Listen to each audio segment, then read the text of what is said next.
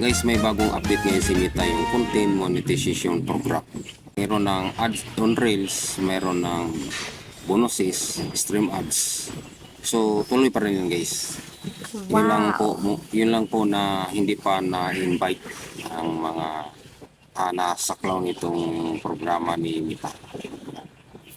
So, kung interesado tayo guys, so paano tayo mag-apply? Yan po ang ating talakayin ngayon for today's video. At kung bago ka pa lang dito, huwag sana natin kalimutan na mag-follow, pagpindot po ang follow button nasa tabi ng pangalan ko. Hindi to sigurado na 100% effective. Ang malaga nakapag-apply na tayo dahil sa dami ng content creator sa buong mundo, malaga na nagpapansin tayo kay Meta. Baka malay mo ma-invite tayo. At sundan lang nyo guys ang gagawin natin. At pasensya na kayo guys na medyo maingay din. So let's go. Pinutin lang natin guys yung tatlong tuldok. Tapos i-copy link natin yung link natin sa Facebook. Gagamitin natin yan mamaya. I-click natin itong dashboard.